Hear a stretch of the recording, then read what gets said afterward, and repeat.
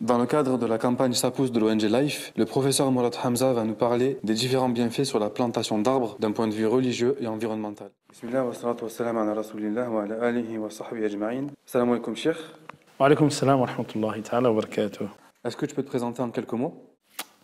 J'aime pas trop parler de moi, mais je m'appelle Mourad Hamza. Je suis imam de la grande mosquée de Aix en Provence, dans le sud de la France. Et je suis aussi conférencier et professeur de sciences islamiques et d'islamologie dans différents instituts dans le sud de la France. Comme tu sais, l'ONG Life est en pleine campagne.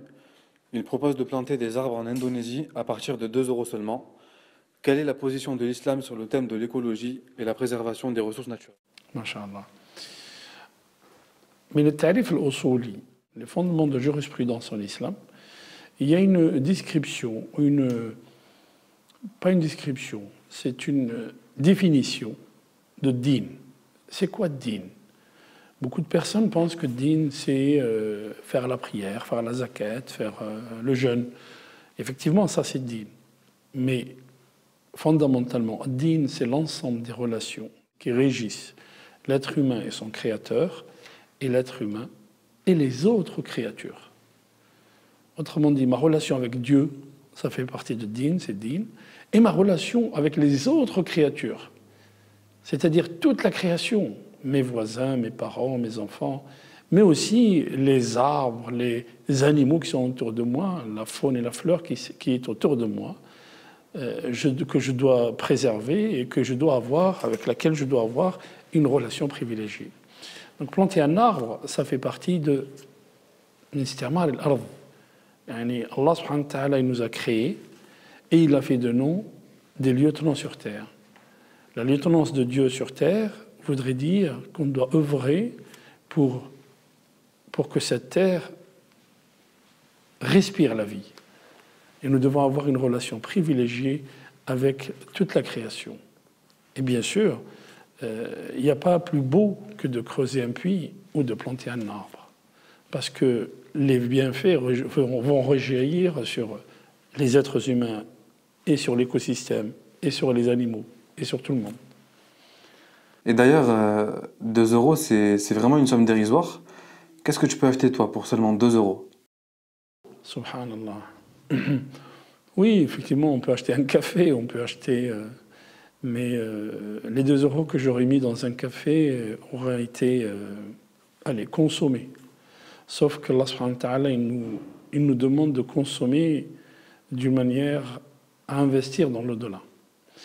Allah subhanahu wa ta'ala nous dit Man dhal ladhi yaqridu Allah qardan hasana. Qui fait un prêt à Allah, vous imaginez? Avec quoi? Avec ce qu'il nous a donné. Donc il te demande, avec 2 €, je planterai un arbre dont je verrai les fruits dans l'au-delà. Autrement dit, quand je donne 2 € pour acheter un ticket de bus ou pour acheter un café, j'ai consommé les 2 €. Quand je donne 2 € pour planter un arbre, j'ai investi dans l'au-delà. Et à chaque fois que quelqu'un va profiter de cet arbre qui a été planté grâce à mes 2 €, j'aurai des hasanat. Ici et là-bas, quand je serai là-bas. Et en parlant de récompense, est-ce que tu peux nous dire un mot sur la récompense divine justement de la plantation d'arbres? Le prophète sallallahu alayhi wa sallam nous dit si l'heure est venue et qu'il y a entre les mains de quelqu'un d'entre vous une pousse, c'est-à-dire on doit planter quelque chose, il doit planter quelque chose alors que la terre est en train de se détruire, et bien qu'il le fasse. Et bien qu'il le fasse.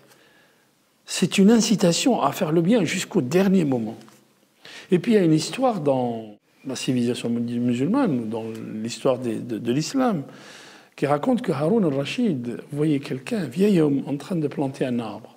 Il dit, mais est-ce que tu penses que tu verras les fruits de ce que tu es en train de planter?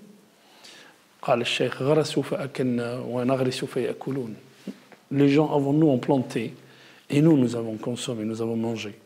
Et nous, on plante aujourd'hui pour que les générations futures puissent consommer, puissent manger.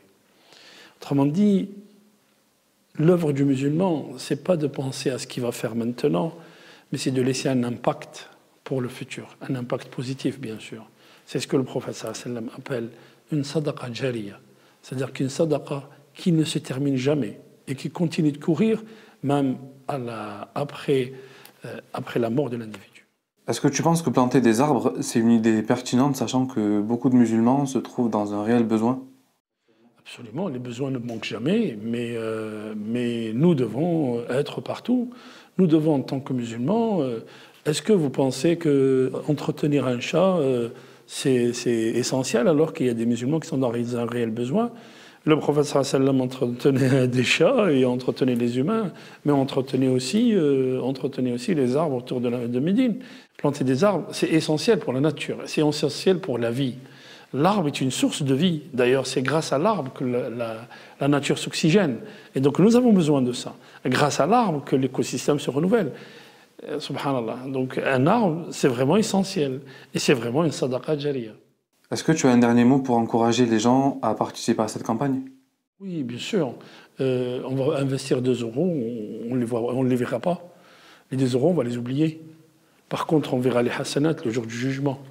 وقالوا ما لهذا الكتاب لا يغادر صغيرة ولا كبيرة إلا أحصاها. Et ils ont dit, qu'est-ce qu'il a ce livre?